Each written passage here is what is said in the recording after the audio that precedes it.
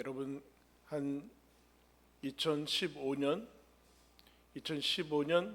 8월 20일 8시 이때 무슨 걱정이 있으셨습니까?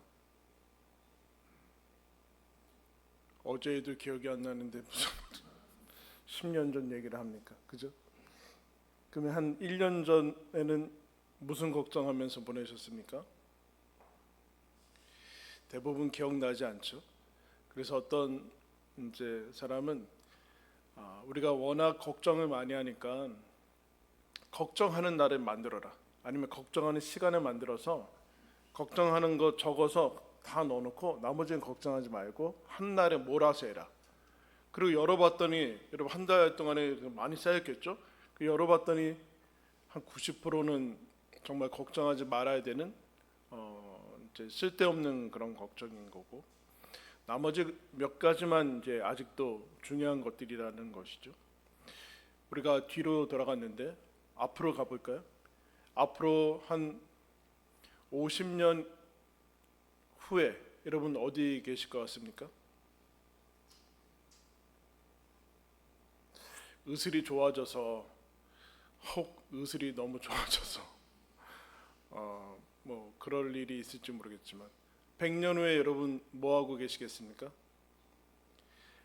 지금 여러분이 가지고 있는 걱정과 근심과 여러 가지 어려움들이 100년 후에는 어떤 의미가 있겠습니까? 다 사라지겠죠? 다 사라질 것입니다. 그럼 무의미한 것인가? 그 얘기를 하려는 것이 아니라 그 모든 것들은 이 땅을 넘어가지 못한다라는 얘기죠. 이 땅을 넘어가서 여러분 죽은 다음에 우리가 하나님 나라에서 그 걱정을 그 근심을 우리가 붙들고 있겠습니까? 다 놓고 가야 되는 거죠. 그래서 흔히 그런 얘기하지 않습니까? 세월에는 장사가 없다. 천하를 호령하는 그런 사람들, 권력자들, 그리고 천하를 다스렸던 그 모든 사람들, 그럼 다 어디 갔습니까? 소리 없이 사라지죠. 소리 없이 하나님께서 세월을 이기지 못하게 하시고, 오히려 여러분 이런 무생물 같은 거는 세월을 이겨요. 그런데 생명이 있는 모든 피조물들은 하나님께서 시간이라는 그 한계를 허락해 주셔서 그것을 이기지 못하고 다 소리 없이 이제 사실은 어떻게 없어지는지 모르게 사라지는 것들을 보게 됩니다. 오늘 우리가 읽은 말씀은 원수들에게서 이제 어려움을 당하는 다윗의 시로 나와 있습니다. 이런 시편에 자주 등장하는 사람이 원수예요. 원수. 여러분 원수가 있어요? 원수가 없어요? 있을 텐데. 예? 있죠. 원수가 너무 많이 등장. 다윗이 이렇게 원수가 많나? 이방 나라 왕이었으니까 이방 나라들이고 계속해서 침략이 있을 수도 있고, 어쨌든 원수가 계속 나오는데 9절 말씀에 보면은 본인을 이렇게 표현합니다. 압제를 당하고 있다. 환난을 당하고 있다. 12절에는 그 원수들이 피 흘림을 이제 하고 있어요. 죽이고 있고, 13절에는 자기를 미워하는 그 사람들이 원수고, 그로 말미암아 14절에는 사망의 문이 열렸다. 그래서 본인을 12절과 18절에는 어떻게 표현했는가? 나는 가난한다, 이렇게 얘기하고 있어요. 가난하다. 즉 원수들에 비해서 사실은 어떤 형태로든 간에 열악한 상황 가운데 있다. 그래서 고통과 고난을 당하고 있다라고 얘기를 하고 있습니다. 근데 겉으로 여러분 본인이 생각해서 원수라고 하지 겉으로 원수라고 이렇게 나와 있겠습니까? 그렇지 않죠. 어쨌든 힘겨움과 어려움을 겪는 그런 모습들이 나와 있습니다. 그런데 그 원수들의 특징을 뭐라고 했는가? 17절에 이렇게 표현을 해주고 있어요. 악인들이 스올로 돌아가며 하나님을 잊어버린 모든 이방 나라들이 그리하리로다. 원수의 특징은 무엇인가? 하나님을 잊어버린 상태.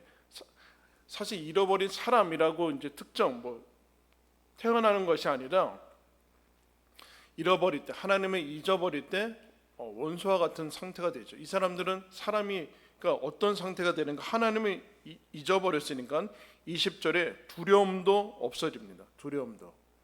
그러니까 두려움이 없으니까 무서운 게 없으니까 막 사는 거죠. 죄도 저지르고 악도 저지르고 주변에 있는 그 하나님이 형상으로 만든 사람들에 대해서 이제 사람같이 영혼으로 대하지 않은 일들을 일어나는데, 그런 일들이 일어났을 때, 즉 그 사람 안에 하나님이 없어서 주변의 사람들이 어려움을 겪는 그런 모습들을 보게 됩니다. 두려움을 상실했다라는 얘기는 무감각하다는 얘기죠. 무감각하다는 것. 두려움을 상실했다는 것은 용기가 있다라는 뜻이 아니라 무감각해져서 하나님도 감각하지 못하고, 당연히 하나님이 없으니까 죄악에 대해서도 막 죄 저지르고 악 보면은, 옛날에는 조그만 것도 막 가슴이 막 두근두근 그랬는데 이 무감각해지니까 아무런 느낌이 없는 것입니다. 수단과 방법을 가리지 않고 자기가 원하는 것을 성취하기 위해서 그렇게 살죠. 근데 세상은 그것을 뭐라고 얘기하는가? 승리라고도 합니다. 성공이라고도 하는데, 하나님이 이들을 심판하시는데 어떻게 첫 번째로 심판하시는가? 15절 말씀 보시면, 하나님이 잊어버린 이방 나라들은 자기가 판 웅덩이에 빠지며 자기가 숨긴 그물에 자기 발이 걸리고, 여호와께서 자기를 알게 하사 심판을 행하였으며 악인은 자기가 손으로 행한 일에 스스로 얽힌다. 스스로 판 웅덩이에 빠지고 스스로 친 그물에 걸리고 자기가 행한 일에 자기가 걸려서 자멸하게 될 것이다. 사실 뭐 특별한 심판이 필요 없다. 가만히 놔두면 된다. 가만히 내버려두면 그렇게 될 것이다. 심판을 당하게 될 것이고, 가만히 내버려두면 죽을 때까지 아무런 고통이 없는데, 그럼 죽음이 다가오죠. 가장 큰 심판인 죽음이 다가온다니까요. 그들이 죄의 악을 수단과 방법을 가리지 않고 모든 것들을 가지고 누려왔던 그 모든 것을 자기 힘의 통제를 벗어난 것에 의해서 다 한꺼번에 어느 순간 다 놓고 가야 될 날이 온다라는 것입니다. 우리는 그것이 길게 보여서 지금은 저 사람들이 막 득사하는 것이 너무나 길게 보이지만 길지 않습니다. 제가 기도하지 않았습니까? 언제 이렇게 나이 드셨어요? 여러분, 순식간 아니에요? 네? 순식간이에요. 근데 우리는 길게 느껴지고, 이 사람들 역시도 어떤 무감각의 상태에 빠지면 어떻게 되는가? 지금의 것이 영원한 것이라고 생각이 돼요. 이 땅의 것들이 영원하게 느껴지고, 자기가 그야말로 무지막지하게 얻은 것들을 영원히 누릴 수 있을 것이라는 착각을 하게 됩니다. 하나님이 내버려둔 상태가 되면 그렇습니다. 그리고 이 영혼의 착각이죠. 영혼의 착각. 그래서 하나님이 로마서 1장에 악인들과 죄인들에 대해서 그들의 상실한 마음대로 내버려둔다. 하나님을 마음에 두기를 싫어하는 그 상실한 마음대로 내버려 두면은 그들이 더러움에 스스로 빠지게 된다. 하나님이 없으면 이제 다른 가치들을 가져야 되는데, 하나님 아닌 다른 가치들을 스스로 만들어내야 되는데, 그렇지 않고 하나님이 없는 상태에서는 죄 악밖에는 만들어내지 못한다. 그런데 벌이 무엇인가? 그 상실한 마음대로 그냥 내버려 두면은 그렇게 된다라고 얘기를 합니다. 더 나아가서 이제 이 사람들이 하나님을 잊어버리면 두려움이 없고 무감각한 상태에 빠지게 되면 어떤 일이 일어나는가? 자기가 많이 어떻든 가지고 지금 누구를 괴롭힐 수 있을 정도의 힘도 있고, 그런데 여기서 권태를 느껴요. 이 가진 것이 소중하지 않은 거예요. 옆에 있는 사람이 소중하지 않은 거죠. 그래서 이 누리지 못하는 이 권태에 빠지게 됩니다. 이 땅의 것들이 영원하다라는 생각을 가질 때 우리는 반대로 이 땅의 것이 영원해야지만 가치 있을 거라고 생각하는데, 이 땅의 것이 영원하다라는 착각을 가지는 순간 소중하게 여겨지지 않아요. 여러분, 살 날이 한 달 남은 사람과 청청한 젊은이들과 누가 하루를 소중히 여길까요?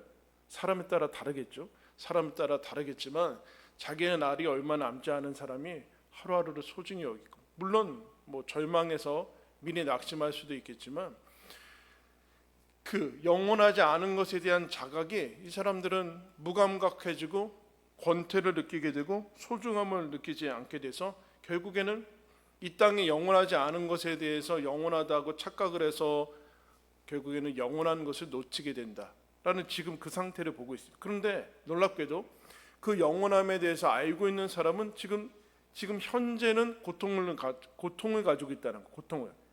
근데 이 고통이 꼭 나쁜 것은 아니에요. 왜냐하면은 이 깨어나는 역할을 하는 것은 고통밖에 없거든요.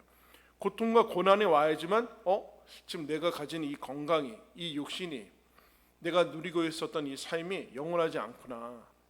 이거 내가 노력해서 얻은 것이 아니구나라는 자각을 가지면서 영혼에 대한 환상을 이제 벗어나게 되죠. 그래서 이 다윗이 19절과 20절에 이렇게 기도합니다. 여호와여 일어나사 인생으로 승리를 얻지 못하게 하시며 이방 나라들이 주 앞에서 심판을 받게 하소서. 여호와여 그들을 두렵게 하시며 이방 나라들이 자기는 인생뿐인 줄 알게 하소서. 인생으로 승리를 얻지 못하게 하소서. 이 인생이라는 이 단어가 시편 마지막 절에 보면 이렇게 얘기합니다. 시편 18절 우리 한번 다 같이 읽어볼까요? 시작. 고아와 함께 압제에 당하는 자. 시편 9편만 지금 시편 하는 게 아니라 시편 9편 아니 잠깐 시편 다음 편 실시간 자막이 나와야 돼 여기. 지금 9편 하고 있는데 다음 편 마지막 절 시작. 고아와 압제에 당하는 자를 위하여 심판하사 세상에 속한 자가 세상에 속한 자라는 이 단어랑 인생이라는 단어가 똑같은 단어예요. 그러니까 이렇게 표현했죠. 인생은 무엇인가? 세상에 속한 자다. 그런데 인생에 속하면 대단히 위험하다. 고아와 과부를 압제하는 자가 이 사람인데 이 사람이 왜 이러는가? 자기는 세상에 속했다라는 것을 깨닫지 못하기 때문에 그렇다. 인생뿐인 것을 알지 못해서 그렇다. 그래서 하나님 인생으로 승리를 얻지 못하게 해 주십시오. 사실은 인생이 어떻게 승리를 하겠습니까? 여러분 100m 마라톤 선수가 마라톤을 42.19km 뛰어야 되는데 100m 전력 질주해 가지고 어떻게 이길 수 있어요? 여러분 1년 사는 사람, 1년 사는 생물과 100년 사는 생물은 어떻게 게임이 되겠습니까? 또 100년 사는 인간과 영원히 계신 하나님과 어떻게 게임이 되겠습니까? 그런데 그걸 할 수 있다라는 생각을 하는 거예요. 100년 가지고. 그래서 하나님 인생으로 사람이 승리를 얻지 못하게 해주십시오. 사실은 승리하지 못하는 것을 알게 해주십시오라고 해야 되는데 그렇지 못하다라는 거. 왜 그러는가? 승리를 하고 있어서 그래. 지금 자기가 하는 일이 죄악과 모든 것을 동원해서 잘 나가고 있어서 그래요. 이 동일한 기도를 누가 하는가? 역대하 14장에 가면 아사왕이라는 사람이 있습니다. 이 아사왕이라는 사람이 구스 군대가 쳐들어오니까 군사력에 이제 비교가 되지 않아서 구스 쪽이 훨씬 많아요. 당연히 여러분 뭐 이길 수 있는 가능성이 없죠. 아사가 무엇이라고 기도하는가? 아사의 유명한 기도 있죠. 여호와여 힘이 강한 자와 약한 자 사이에는 주밖에 도와줄 이가 없으니 우리 하나님 여호와여 우리를 도우소서. 우리가 주를 의지하오며 주의 이름을 의탁하옵고 이 많은 무리를 치러 왔나이다. 여호와여 주는 우리 하나님이시오니 원하건대 사람이 주를 이기지 못하게 하옵소서. 둘 다 사람 아니에요? 유대는 뭐 사람 아닌가? 그 얘기가 아니라 이 얘기죠. 세상에 속한 사람이 하나님에게 속한 사람을 하나님은 이기지 못하게 해주십시오. 지금 당연히 저쪽이 군사력이 많기 때문에 당연히 지는 싸움인데 그래서 아사가 바로 이깁니다. 하나님이 이 기도를 들으세요. 그리고 뭐라고 기도하는가? 자기는 인생뿐임을 알게 하소서. 인생뿐임을. 여러분 인생 이 당시에는 여러분 점점 줄어서 훨씬 평균 수명이 낮았죠. 지금은 좀 늘어나고 있는데 이 기도를 했던 그 시편 90편에 모세가 유일하게 한 편 시를 쓰는데 시편 90편이 모세의 기도죠. 그럼 한번 찾아볼까요? 쭉 넘어가서 시편 90편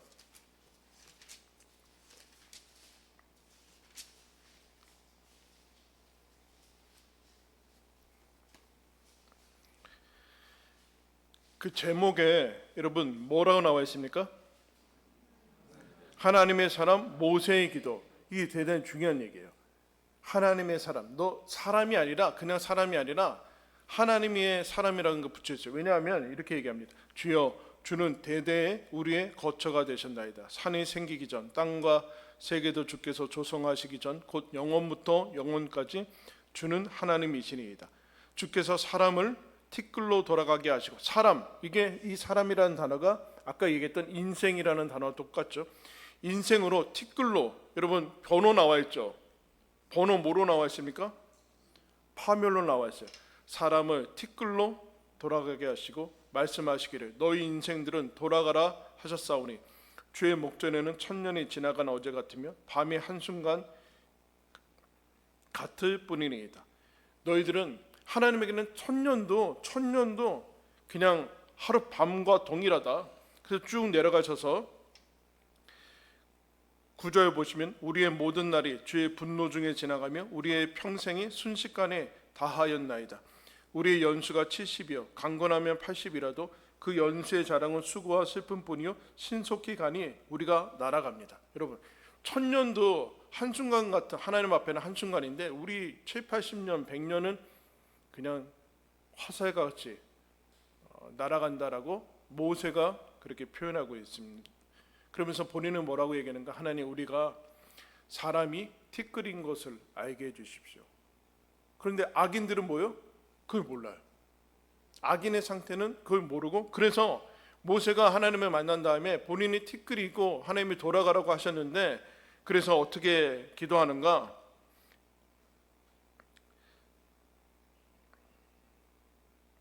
12절에 읽겠습니다.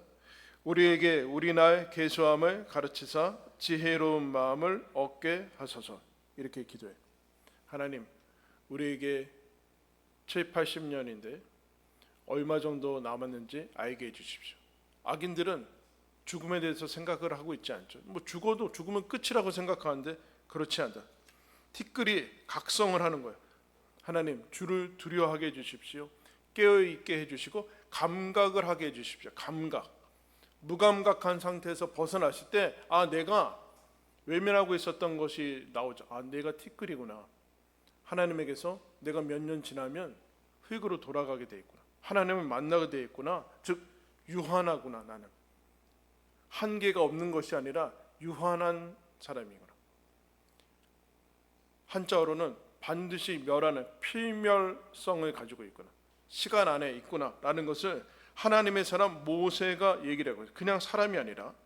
그래서 다시 여러분 창세기로 돌아가면 저 앞으로, 창세기는 찾기 쉬우니까 창세기 4장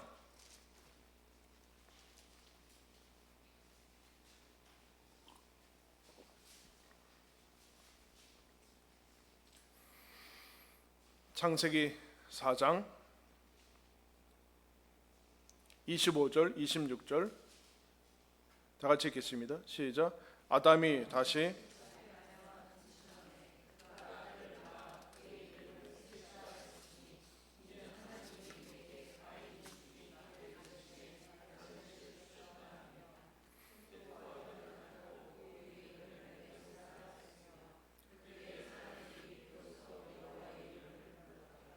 거기 아담이 이제 가인과 아벨 낳고 아벨은 죽고 그다음에 셋을 낳은 다음에 셋이 아들을 낳았는데 그 아들의 이름을 에노스라고 부릅니다.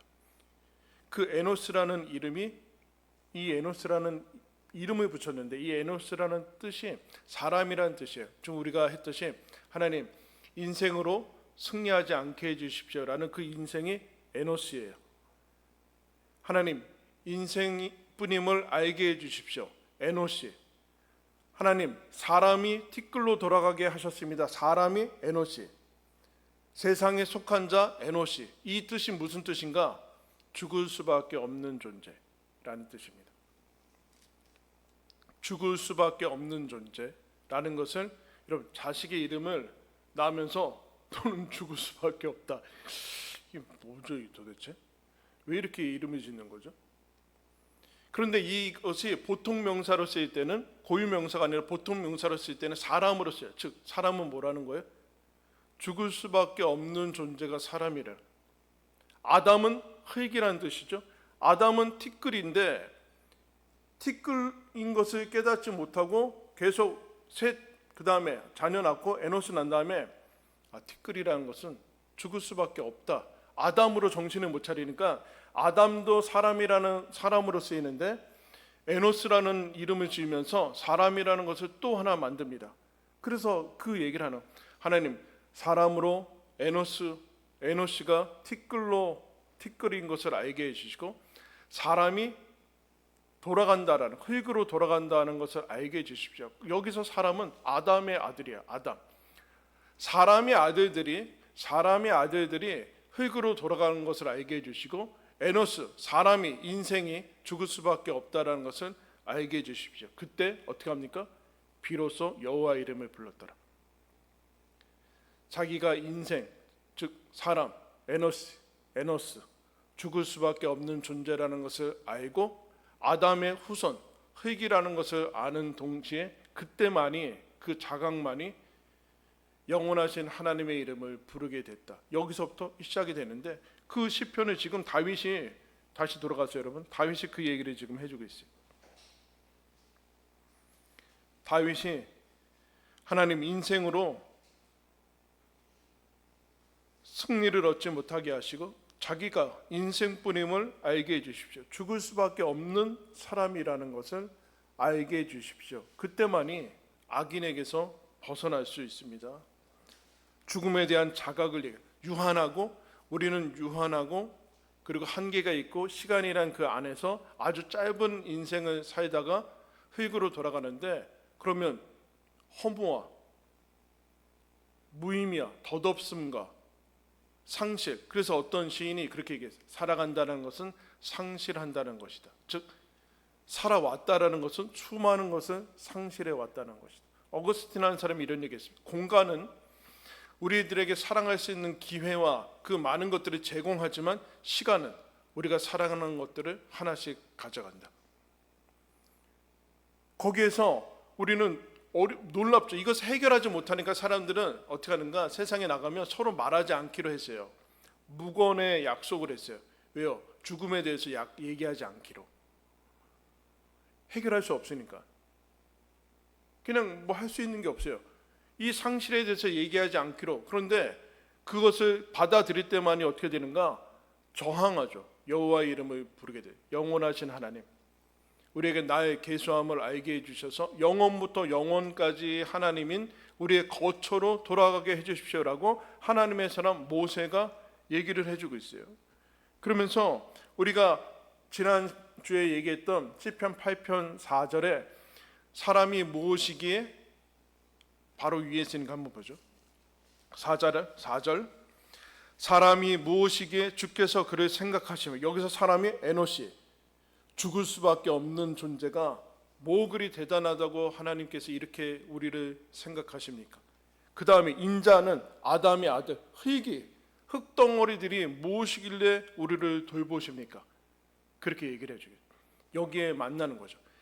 하나님 없으면 인생은 허무하고 그냥 수단과 방법을 가리지 않고 악착같이 살고 뭐 그렇게 뭐 사는 것 같은데, 다 떠나고 다 놓아야 되고 죽어야 되고 그러자 하나님, 이게 무슨 인생의 의미가 있습니까?